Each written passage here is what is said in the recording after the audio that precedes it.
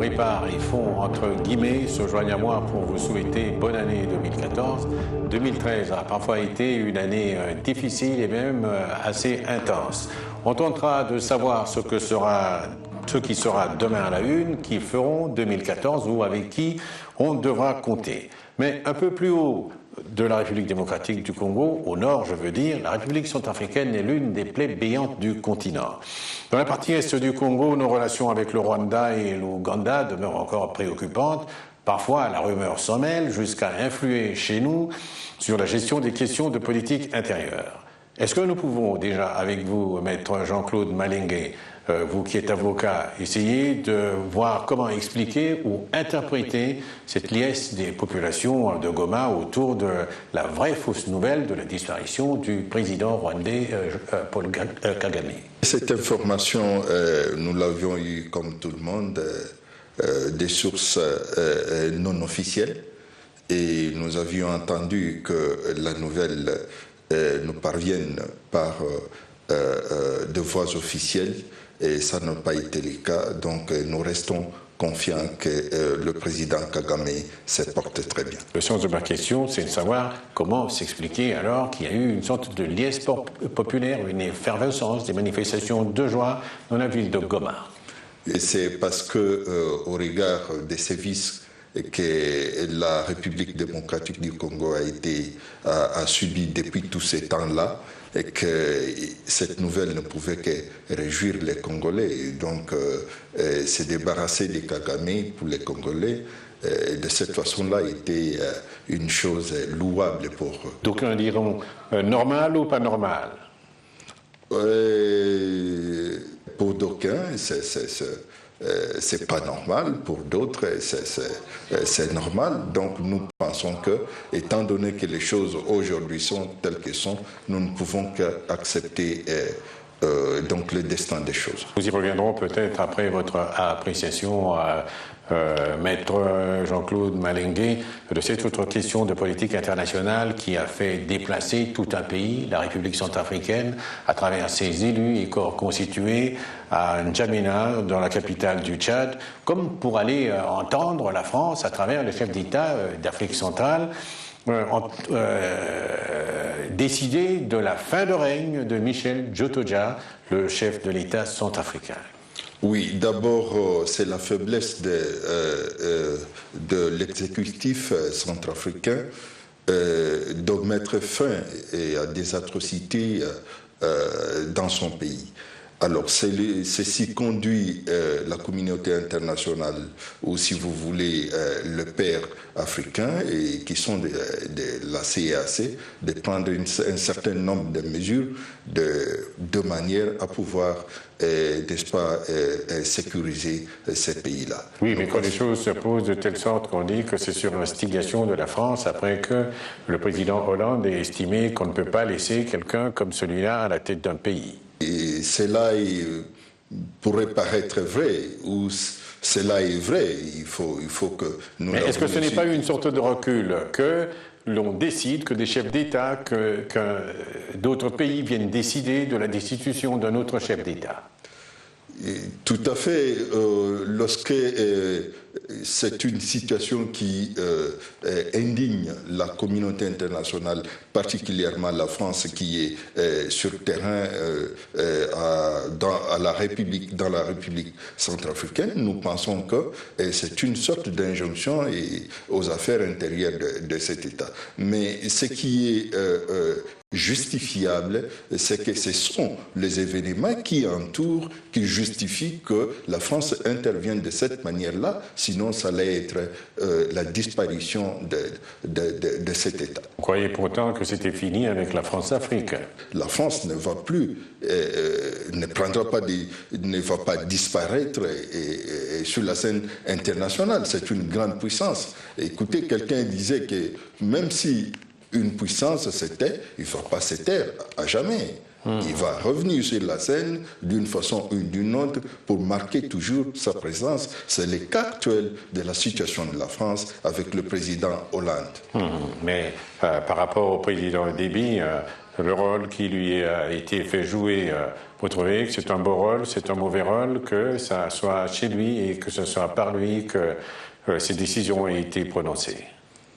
Oui, avant que je ne vous dise que ça soit bon ou mauvais, laissez-moi vous rappeler que ce n'est pas la première fois que le président Idriss Déby intervient dans les affaires des Centrafricains.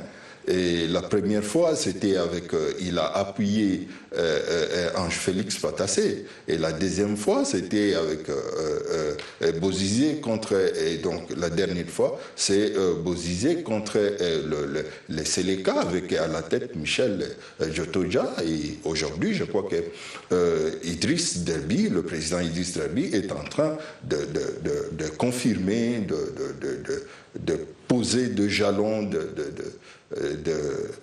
d'un leader africain et dans ces contextes-là. Ce ne serait pas un peu trop dire, ou bien moins dire, que d'affirmer que ça pourra être l'une des personnes avec lesquelles il faudra compter dans cette partie du continent africain pour 2014. Nous voyons comment il a convoqué cette réunion extraordinaire de la CAC, et surtout que c'est lui qui en assume la présidence. Quand vous dites que nous voyons comment il a convoqué cette réunion, ça serait mal dire comment il a été instruit pour convoquer cette réunion? Peut-être oui, peut-être non, mais c'est un chef d'État qui collabore avec les autres, qui voit que dans telle ou telle autre mesure, il est important de prendre telle mesure. Et donc, surtout, c'est lui qui a la présidence de la CAC. Nous pensons que, pour moi, en définitive, pour répondre à votre question, je crois que c'est un très bon rôle qu'il a joué. Nous en réexaminerons les conséquences possibles. Entre-temps, à l'interne chez nous, 8 janvier 2013, nous ouvrons les guillemets avec Augustin Matata Ponyo, Premier ministre.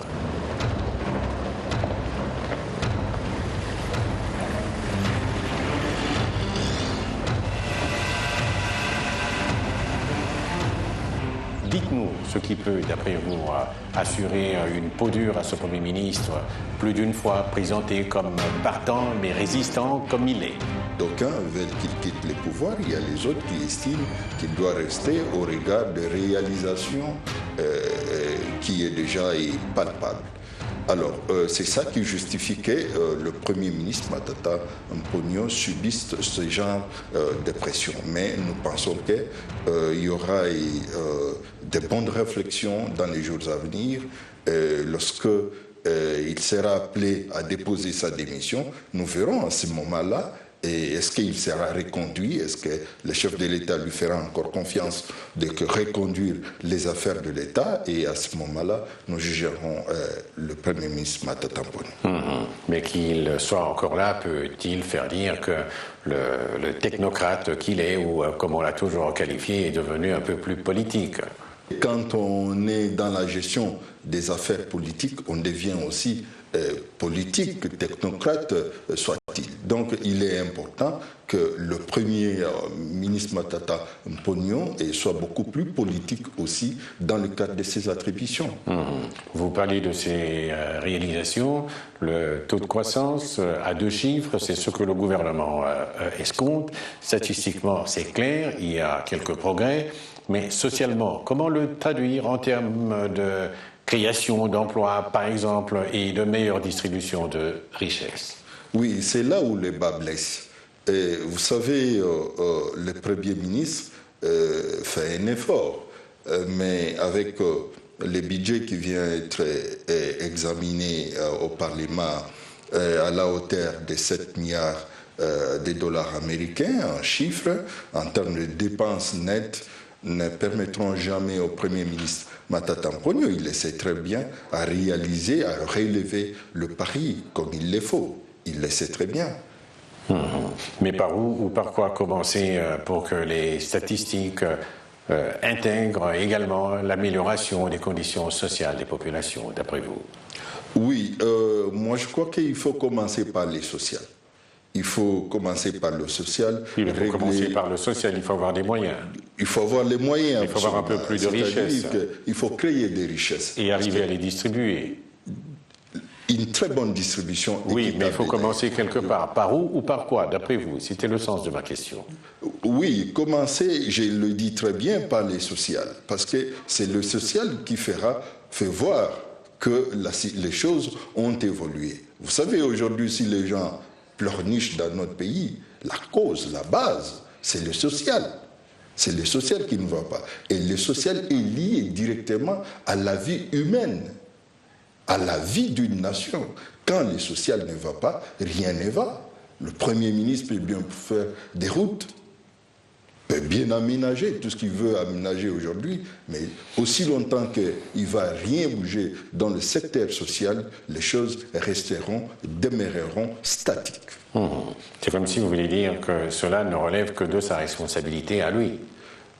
Tout à fait, je l'ai dit, c'est l'ensemble de tous les gouvernements, de tout l'exécutif. C'est ça leur mission. Ils doivent relever ces défis-là, c'est-à-dire de créer le bien-être social congolais. C'est leur devoir, ils sont au pouvoir pour ça. Mais cet exécutif fonctionne quand même dans un environnement. Tout à fait. Ils sont dans un environnement qui est propice pour eux aujourd'hui, pour ceux qui sont au pouvoir aujourd'hui dans les affaires, voudrais-je dire. Alors, il faut leur permettre de manière, le Premier ministre doit avoir d'abord le levier des commandes totalement. Je pense que le Premier ministre en a, c'est le levier de commande, de manière à amener le pays à bon port ou à exécuter le programme du gouvernement. Qu'est-ce qui vous le fait dire ? Je pense que le Premier ministre n'a pas une contrainte derrière lui, n'a pas une pression derrière lui. Et je pense que la Constitution lui demande une franche collaboration avec le chef de l'État quand il s'agit de l'exécution de certaines mesures de l'État. Je vais reposer ma question autrement. Je reprends la même question que je posais par rapport à Idriss Déby. Est-ce que vous estimez que le Premier ministre Matata et son gouvernement, ou lui-même à la tête d'un gouvernement, c'est quelque chose avec quoi il faut compter pour cette année 2014 ? Oui, pour moi, oui, parce que... par rapport à vos analyses, bien entendu. Tout à fait, ça me concerne, je l'ai dit bien, je veux que la majorité présidentielle, parce qu'il dépend de la majorité présidentielle actuellement, et même de pouvoir discrétionnaire. Oui, là vous dites que vous voudrez, mais vous voudrez pourquoi et par rapport à quoi? Qu'est-ce qui peut vous fonder à croire ou à penser que c'est une des personnalités qui seront là en 2014 et c'est une des personnalités avec lesquelles il faille compter pour 2014? En tout cas, je pense que c'est la personne qui a montré beaucoup plus d'efficacité dans la gestion de la chose publique, dans la rigueur même de l'exécution de mesures gouvernementales. C'est pourquoi je souhaite personnellement que Matata Ponyo soit reconduit comme Premier ministre. Mais je dis ceci, qu'il est important que le Premier ministre s'occupe du peuple congolais. Il est important que le Premier ministre prenne des mesures nécessaires eu égard au développement de la République démocratique du Congo, notre pays. Étant donné que le peuple ne trouve pas encore satisfaction totalement dans son action, nous avions abordé la question du social. Pensez-vous réellement que le peuple, sur le plan social, est satisfait jusqu'à ce jour? Le peuple veut quoi? La réalisation, la concrétisation de ces mesures. C'est ça qui compte pour le peuple congolais. Vous n'allez pas expliquer à un peuple, voilà, qui a besoin d'un emploi. Bon, écoutez, vous attendrez demain, vous attendrez après-demain. Laissez-moi vous dire que la tranche de la jeunesse congolaise, entre 25 et 30 ans, au même plus, risque de mourir sans avoir travaillé, eu un salaire dans ce pays. Qu'est-ce qui vous le fait dire? Par manque de politique de l'emploi dans notre pays. Les gouvernements actuels ne créent pas des emplois. Oui, mais pour créer des emplois, il faut augmenter le taux de croissance. Et après avoir augmenté le taux de croissance, on pourra créer des emplois et distribuer la richesse. Tout à fait, tout à fait. Alors, regardez notre budget. Est-ce que c'est un budget qui favorise la création des emplois aujourd'hui? Bon, on pourra peut-être revenir sur tout cela, mais je veux quand même encore rentrer sur les concertations nationales, puisqu'il avait été à un moment beaucoup discuté de la question du gouvernement. Regardez ces images.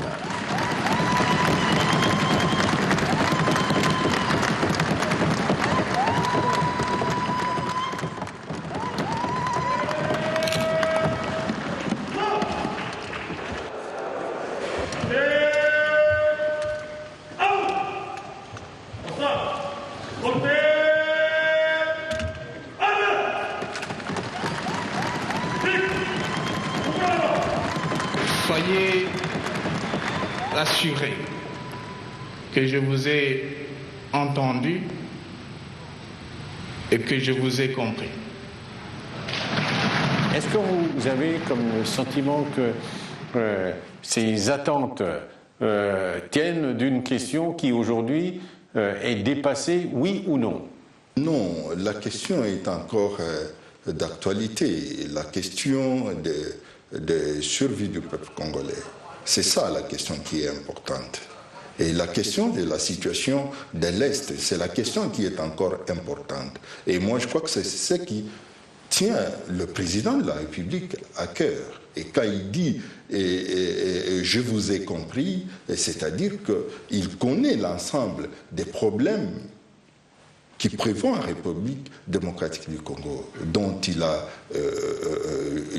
est le chef au-dessus de l'exécutif. Et vous n'avez pas aussi le sentiment qu'on a quand même un peu trop attendu pour voir la mise en route des décisions de ces concertations nationales? Parce qu'il a promis un gouvernement jusque-là qui n'arrive pas toujours, et l'espoir des uns et des autres se focalise autour de ces gouvernements-là. Le fait que le gouvernement traîne, les gens sont libres de dire, écoutez, les choses traînent, mais il est souhaitable que le président de la République annonce non seulement de mesures, mais les concrétise aussi au plus vite que possible. La société moderne d'aujourd'hui est gérée également par la rapidité. Donc le président de la République devrait quand même être rapide dans l'exécution des décisions qu'il annonce. Qu'est-ce qui peut, d'après vous, expliquer qu'il soit comme quelqu'un qui a tout le temps devant lui et qu'il ait tout son temps à prendre? Je ne sais pas si la préoccupation majeure était la situation de l'Est. Il fallait d'abord ralentir la mise en place ou la mise sur pied du gouvernement, et peut-être il sait très bien lui-même pourquoi, et jusqu'à ce jour, ce gouvernement n'arrive pas, mais nous pensons que pour ceux qui attendent le gouvernement, ça serait une très bonne chose pour que l'exécution des décisions des concertations nationales soit mise en application par les gouvernements et qui viendra, que beaucoup attendent. Les concertations nationales sont annoncées au mois de novembre 2012 et pour que celles-ci démarrent, il faut plus de 6 mois ou même plus de 7 mois après, plus de 10 mois après, et puis les concertations nationales se tiennent et on continue à attendre que les résolutions de ces concertations se concrétisent. Est-ce que vous n'avez pas un peu le sentiment que ça nous éloigne de cette sorte de rupture avec un passé comme ça avait été souhaité par plus de concertateurs? Dans la mesure où nous estimons que ce sont les mêmes comportements qui se répètent et que à ce jour ces résolutions ne sont pas encore d'application, comme nous l'avions dit, il faudra que les gouvernements reviennent avec ces résolutions pour les mettre sur table et les appliquer. Comme on a dit que c'était les gouvernements qui sortira de concertation nationale. Alors, il n'y a que ces gouvernements-là qui pourra, à ce moment-là, appliquer ces résolutions-là. Donc, les retards, c'est ce que nous déplorons toujours. Et pourquoi ça traîne? Pourquoi ça doit encore traîner? Pourtant, c'est ce que les gens attendent pour faire appliquer les résolutions de concertation nationale.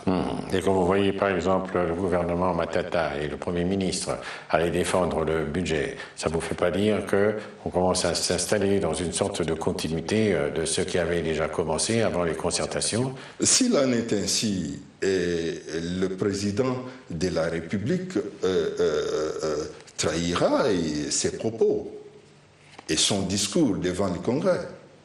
Alors, imaginez-vous devant la communauté internationale et même devant le peuple congolais, il ne sera pas pris au sérieux. Donc, il est important que le président de la République, même s'il a besoin de reconduire le Premier ministre Matata Ponyo, comme moi je le souhaite aussi, qu'il dépose sa démission devant le président de la République Et à ce moment-là, le président de la République jugera qu'il soit reconduit ou pas. Le 2013 aura eu également comme autre moment fort la défaite du M23. Êtes-vous d'avis qu'il s'agit aujourd'hui d'une page résolument tournée? Non, pas du tout. Qu'est-ce qui vous le fait dire? Non, pas du tout. Parce que le M23 est comme un ouvrage qui est fermé, qui est mis au tiroir. Et pour la simple raison que les attentes de certaines puissances dépendent de cette situation. Il y a eu fin de la guerre, ou si vous voulez, fin de ces batailles. Mais ce n'est pas pour autant que les choses à l'Est sont résolues. Alors, si nous traînons les pieds, vous verrez demain ou après-demain, le M23 ressurgir pour venir commettre encore des exactions sur notre sol. Quand vous dites, ce n'est pas pour autant que la situation est résolue dans la partie est du pays. Ça veut dire quoi? C'est-à-dire... Prenez un premier cas, un deuxième, oui, un troisième, peut-être d'autres. Tout à fait. D'abord. Le premier cas, le M23 n'est pas loin du Nord Kivu. Ils sont juste à côté, dans le pays voisin. Ils sont où? Ils sont en Ouganda, ils sont au Rwanda, c'est un secret pour personne aujourd'hui. Alors, la guerre, et là, laissez-moi rappeler tout ce que le professeur Biyoya a toujours dit. La guerre de l'Est, c'est la guerre des minéraux. Et ceux qui en ont besoin, ce sont les multinationales. Alors, si demain, après cette guerre, et que le gouvernement ne trouve pas la politique de faire venir des investisseurs sérieux qui ont besoin de ces minéraux, de manière à leur permettre de tirer profit, et bien sûr que la République démocratique du Congo aussi, pourquoi pas? Vous verrez qu'ils vont eux-mêmes renvoyer la balle à notre camp pour dire, écoutez, il y a eu fin de la guerre, vous n'avez rien fait, nous avons besoin de ces minéraux-là. Ce sont eux-mêmes qui vont susciter l'M23 pour revenir. Donc, il est utile, il est important en ce moment que nous capitalisons cette victoire en termes économiques. En victoire économique, c'est-à-dire appeler les investisseurs qui vont s'occuper des sommes dont ils ont besoin, c'est-à-dire des minéraux de l'Est, les coltans et autres, et pour que la République démocratique du Congo fasse aussi accroître son budget. Ça, c'est très important. Alors, s'ils ferment les yeux, ils traînent les pieds, c'est comme une mangue chez le voisin. Vous lancez des pierres, le voisin vous dit, mais non, laissez, ne faites pas ça, vous allez blesser les enfants. Chez moi, je vais m'en occuper, je vais les cueillir pour vous les donner. Il y a eu un moment... vous traînez. Oui, il y a eu un moment la reconquête de Rumangabo, et puis le Rutshuru, et puis toutes ces autres contrées de la partie est du pays, frontalière soit avec le Rwanda, soit avec l'Ouganda, et puis il fallait signer. C'était le débat. Pour d'aucuns, il fallait signer, pour d'autres, il ne fallait pas signer. Ce débat s'est même prolongé jusque dans les assises de la SADC. Et au bout du compte, on a signé. Cette signature m'a beaucoup attristé. D'après vous, il ne fallait pas signer, donc? Il ne fallait pas signer. Pourquoi? Pour la simple raison que le M23 s'était dissoute. Tout le monde le sait que le M23 a fait une déclaration abandonnant sa lutte.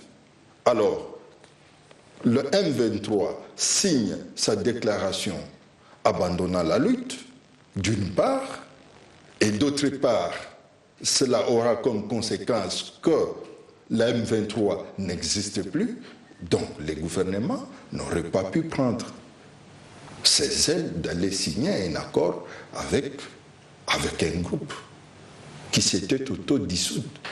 D'abord, c'est la déclaration du M23 qui a été signée, qui a été adoptée, et puis la déclaration du gouvernement congolais qui a été adoptée. Mais comment pouvez-vous comprendre et expliquer qu'il en ait été ainsi? Tout le monde le sait, c'est une victoire également qui s'est jouée à un autre niveau. Il y a la mainmise de la communauté internationale. Ne minimisons pas cela. Souvenez-vous à la prise de Goma en décembre 2011. Lors de la prise de Goma, les forces du M23 devaient se retirer pour laisser place à la négociation. C'était sous l'impulsion de qui? Des Nations Unies, sous la pression des Nations Unies. Et laissez-moi également, nous allons quand même louer la diplomatie congolaise qui a fait preuve de maturité à ce moment-là. Nous avons joué également, mais il y a eu la mainmise de la communauté internationale pour que le résultat soit ce que nous attendons, ce que nous avons vu aujourd'hui. C'est une situation qui établit que la guerre est finie. Ce que nous avons vu aujourd'hui, les résultats établis que la guerre n'est pas finie. La guerre, je l'ai dit tout bien, qu'elle n'est pas encore, elle n'est pas loin de nous. À tout moment, elle peut revenir si nous ne prenons pas les choses au sérieux. Le budget a été augmenté d'à peu près 4%. Est-ce que pour vous, vous estimez que ça donne les moyens d'assurer la réforme des services de sécurité et même de rendre un peu plus performantes nos forces armées pour leur tâche de la défense du territoire national? Je ne le pense pas à ces jours. Vous savez, ce que demande cette réforme, ça coûte énormément. Il ne s'agit pas seulement de faire des réformes. En ce qui concerne l'armée, les services de sécurité et autres, il faut appliquer ces réformes. Il faut équiper l'armée. Il faut équiper les services de sécurité. Quelle est la part du budget qui a été réservée à ces jours? C'est-à-dire qu'aujourd'hui, pour que nous soyons en mesure d'assurer, sans l'appui des autres, notre propre défense, il nous faut, ça demande d'ailleurs énormément. Regardez ces budgets-là dans d'autres pays qui se respectent. Par exemple, pourquoi pas citer les États-Unis, la France et les autres, ou l'Afrique du Sud, ou les Nigérias, dont nous n'avons pas les moyens. Nous n'arrivons pas à mettre au moins 3 milliards 500 millions de dollars aujourd'hui, près d'un tiers du budget, rien que pour l'armée et les services de sécurité. Voilà. Il s'agit là sûrement d'une question qui continuera à faire l'objet de débats au cours de cette nouvelle année 2014. Mais par rapport à ces concertations, puisqu'elles ont été l'un des moments forts de l'année qui vient de s'écouler, l'opinion de l'opposition s'est révélée très diverse et même divisée. Qu'est-ce qui peut maintenant, en 2014, les mettre, d'après vous, en harmonie avec le reste de la classe politique pour qu'il y ait la cohésion nationale qui avait été annoncée comme étant l'objectif à atteindre? La cohésion nationale est partie d'abord du fait que les avis étaient divisés et nous étions face à une menace, à deux menaces, qui étaient celle du M23, celle de la balkanisation de notre pays. Et je pense que cette situation a donné lieu aux Congolais de réfléchir sur leur devenir. Qu'allons-nous devenir sans les Congos? C'était ça, au fait, le moteur principal de ces assises. Qu'est-ce qui peut faire pour que cette année il y ait un peu plus de cohésion ou qu'on arrive à cette cohésion qui était recherchée? Ce n'est pas les partis politiques qui doivent donner une orientation, dans la mesure où ils nous ont montré les limites. Ce n'est pas la majorité qui se présente comme une interlocution, c'est plutôt donner la parole. Et je pense que c'est ça. La cohésion nationale ne sortira pas d'une union de la majorité de l'opposition. La cohésion nationale sortira d'une cohésion sociale pour les mêmes objectifs, pour le même destin convaincu. L'opposition, en ce qui me concerne, ne joue pas un franc jeu à ce jour, parce qu'en elle-même, elle est en scission. Il y a une frange qui veut intégrer les gouvernements, il y a une autre frange radicale qui refuse. Alors, nous sommes devant un désarroi qui ne permet pas à ce que nous ayons une bonne réflexion sur ce qu'elle pense réellement. Mais ça pourrait faire partie du jeu de la démocratie. Tout le monde ne doit pas penser de la même manière. C'est d'abord une prise de position. Il faut entrer au gouvernement pour quoi faire? Pour ceux qui veulent y aller. Parce que la majorité a géré pendant un certain nombre de temps. Alors, ils vont embarquer l'opposition en route pour dire, bon, maintenant venez. Ça pourrait être au nom de la cohésion nationale. Mais moi, je pense que si l'opposition est mature, elle devra laisser la majorité continuer. Mais quand par exemple, puis ça a été l'un des faits marquants aussi, 2013, Théodore Mogalou, l'intendant du chef de l'État ou de la maison civile du chef de l'État, va à l'imiter rencontrer M. Étienne Tshisekedi. Quelle sorte de cohésion peut-il chercher avec lui? Qu'est-ce qu'il peut attendre de lui? Écoutez, c'est un grand leader. Il n'est pas mal que M. Mogalou se rende chez le président Tshisekedi, qui est président de l'UDPS, et qui est même le père de la démocratie chez nous. C'est pas mal. Et si Tshisekedi devrait avoir un dialogue avec Kabila, je ne vois pas où elle est mal. Mais l'important au nom de la cohésion nationale, parce qu'ils sont tous Congolais, c'est de se parler, d'éviter des clivages. C'est ça. Les uns doivent respecter les autres. C'est ça ce qui est important. Oui, et vous avez une certaine idée de ce qui s'est passé pour que, juste après cette première rencontre, il n'y ait plus rien? Je ne sais pas, parce que je n'étais pas là présent et l'UDPS n'a pas révélé les cartes de cette rencontre. Donc nous pensons que nous ne pouvons que attendre encore et dans quelques jours, quelques semaines, mois, et savoir ce qui s'était dit réellement. Mais c'est important, je crois que Tshisekedi se parle avec Kabila, je crois que c'est important. Mais quand par ailleurs vous entendez dire qu'il est également envisagé une autre formule de partage de pouvoir comme à la fameuse période 1+4, est-ce que c'est envisageable tel que les choses se présentent aujourd'hui? Ne nous voilons pas la face, que Tshisekedi n'a pas besoin de ça en ce moment. Tshisekedi n'a pas besoin d'intégrer le gouvernement. En ce moment, il n'en a pas besoin. Vous n'allez pas dire que M. Kamere en a besoin?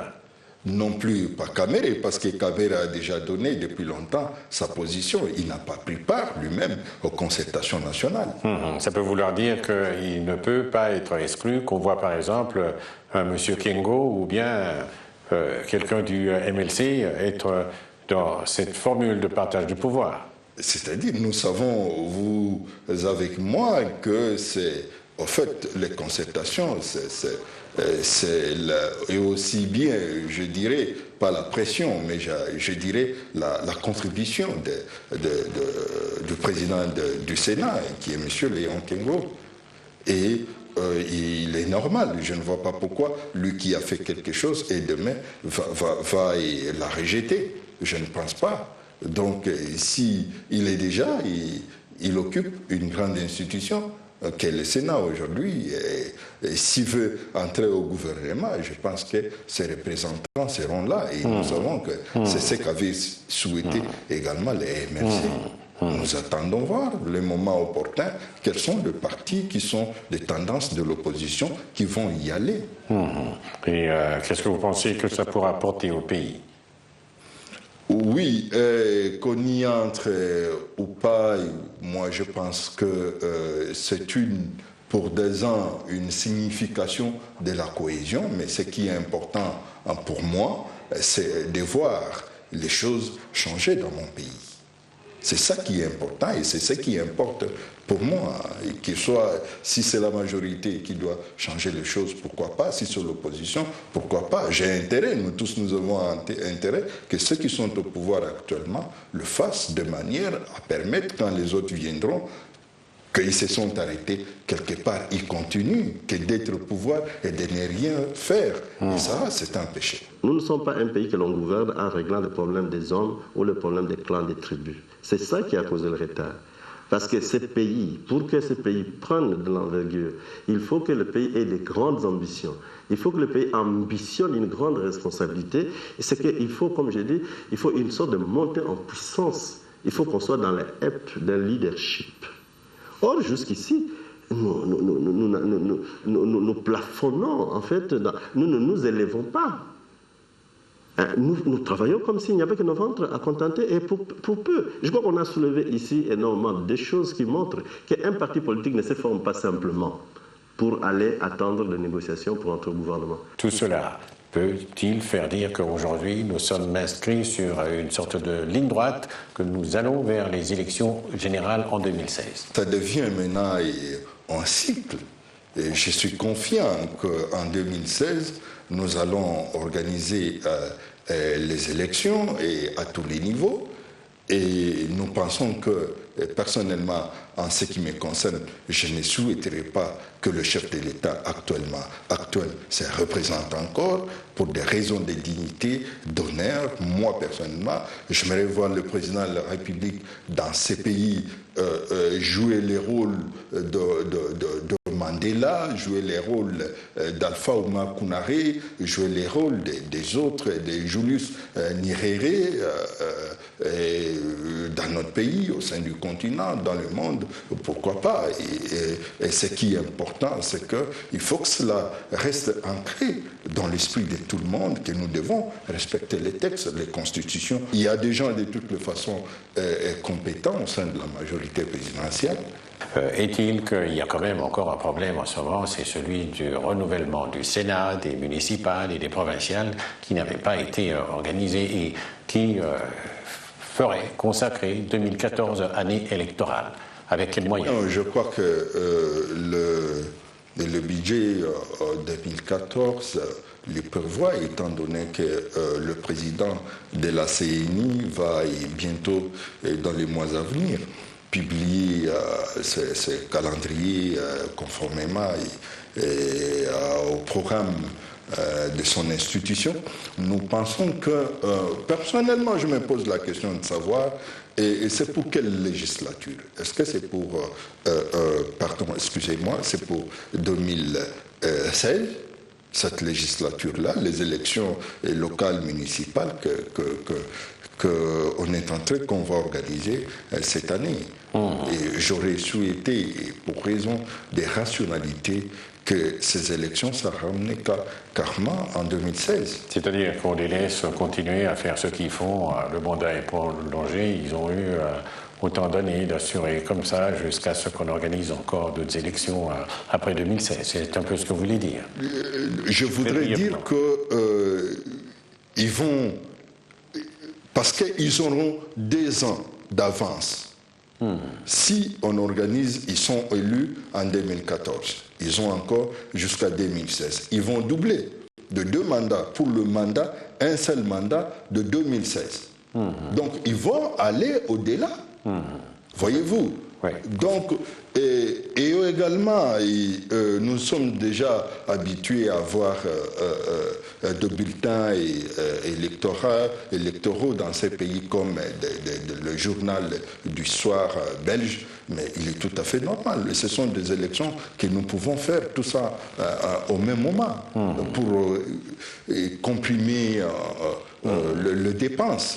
Donc c'est important qu'on ramène ces élections-là carrément et en 2016, au même moment. Oui, en très peu de mots et peut-être en moins de 30 secondes, pourquoi ça n'a pas été possible d'organiser des élections qu'on devra organiser cette année quand il fallait les organiser? En très peu de mots. Écoutez, quand on a organisé les élections présidentielles et législatives, on a pensé que c'était fini comme ça. Alors, les gens se sont beaucoup plus occupés des élections présidentielles et législatives. Les autres n'étaient pas importants. Ça fait un peu trop Donc, ce qui veut dire qu'il n'y a pas eu un intérêt en ce qu'ils organisent ces élections-là. Mais pourtant, moi je pense qu'en 2016, nous devrions commencer par les élections locales et ensuite monter vers les élections présidentielles et législatives. Dites-moi un peu, entre nous, par oui ou par non, le Congo, tel que présenté comme ça, c'est quand même une sorte de casse-tête, ça. Tout à fait, tout à fait. Nous avons des choses qui ne marchent pas chez nous. Nous devons les dire clairement. Alors, le président de la République le reconnaît. À chaque moment qu'il... souvenez-vous, lors de son discours devant les congrès, et même récemment lors de son message de vœux à la nation congolaise, il le revient toujours, même. Ouais. Donc c'est pour dire qu'il y a quelque chose qui ne va pas, que chacun de nous devra être conscient de ce qu'il apporte, de ce qu'il veut faire, de ce qu'il veut devenir dans notre pays. Et jusque-là, il y a des choses qui ne marchent pas. Et chacun de nous, admettons-le, devrait également être comptable de sa gestion. Tout à fait, tout à fait. Ne disons pas toujours c'est les autres, mais commençons par nous examiner nous-mêmes. Dans mon domaine, qu'est-ce que je fais pour le bien-être de la République démocratique du Congo, pour le bien-être de mes concitoyens? C'est un examen de conscience qui doit revenir à tout le monde. Non seulement à ceux qui sont au pouvoir, mais ceux qui sont au pouvoir en assument la responsabilité parce que ce sont eux qui gèrent la République au quotidien.